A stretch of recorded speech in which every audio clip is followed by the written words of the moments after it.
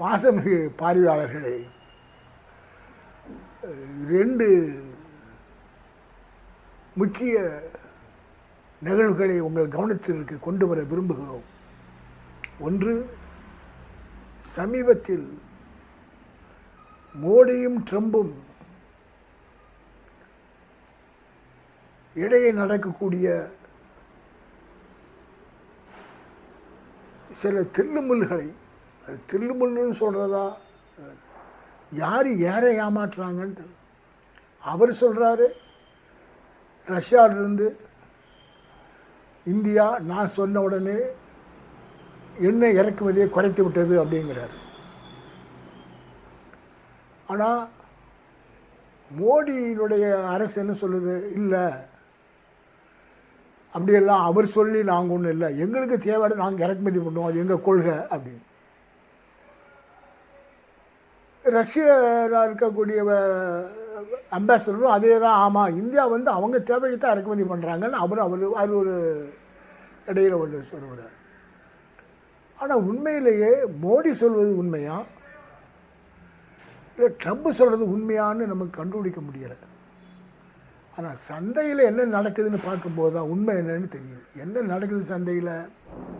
India எண்ணெயை இறக்குமதி செய்வதை குறைத்து கொண்டு வருகிறது ரஷ்யாட்டிருந்து. இங்கே அதிகப்படுத்துவது என்பதால் எண்ணெய் விலை ஏறுது. இப்போ எண்ணெய் விலை ஏறுறதுக்கு காரணம் இந்தியாவா? ஏன்னா இந்தியா தான் உலகத்திலேயே எண்ணெய் இறக்குமதியில் ஒரு நாட்டுக்கு தேவையான 85% பண்ணக்கூடிய நாடு தான் இந்தியா. அதுதான் அது முதலிடத்துல தான் இருக்குது. எனவே அது கடந்த 5 நாடுகள் இறக்குமதி பண்ணுது. அதில் ஒரு நாடு தான் ரஷ்யா. அது அதிகமாக இறக்குமதி ஈராக் ஆயில் யார் ஆயில் தான்? American oil. எல்லாம் ஈராக்கினுடைய நிறுவனம் முழுவதுமே அமெரிக்கன் கண்ட்ரோலில் இருக்குது. இப்போ ஈராக்கு, சவுதி அரேபியா, இப்படிப்பட்ட அந்த மத்திய ஆசிய நாடுகளிலிருந்து அதிகமாக இறக்குமதி பண்ணுது. ஒரு 37% தான். அது 2024 பிறகு தான் இவங்க இறக்குமதி பண்ணுறாங்க, ரஷ்யாவிலேருந்து இறக்குமதி பண்ணுது.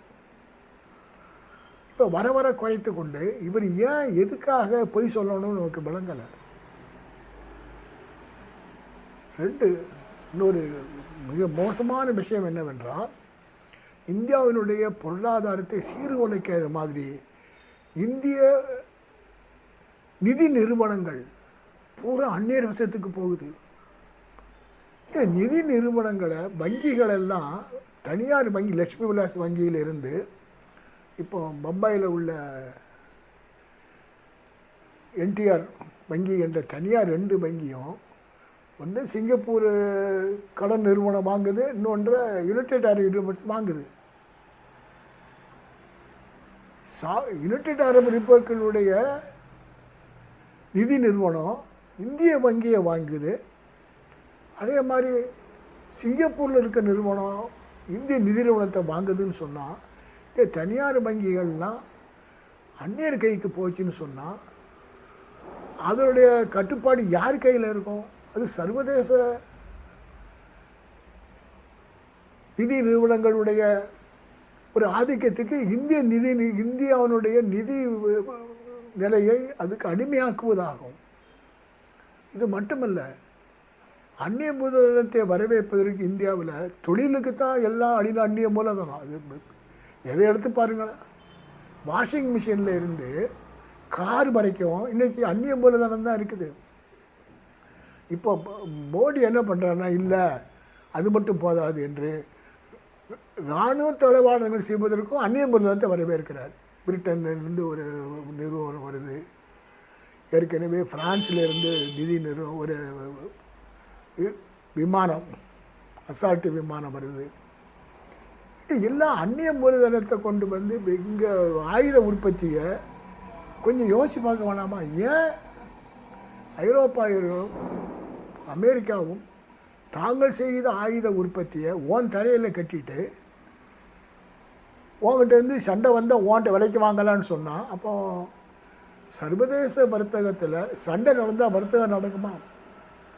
அப்போ சண்டை இல்லாத நிலைமையை உருவாக்குவதற்கு அவங்க என்ன பண்ணுறாங்கன்னா தங்களுடைய ஆயுதங்களை உங்கையில் கொடுத்துட்டு அவங்க சர்வதேச பலத்தை கண்ட்ரோல் பண்ணுறதுக்கு அவங்க முயற்சி பண்ணுறாங்க. ரொம்ப எளிமையான விஷயம்.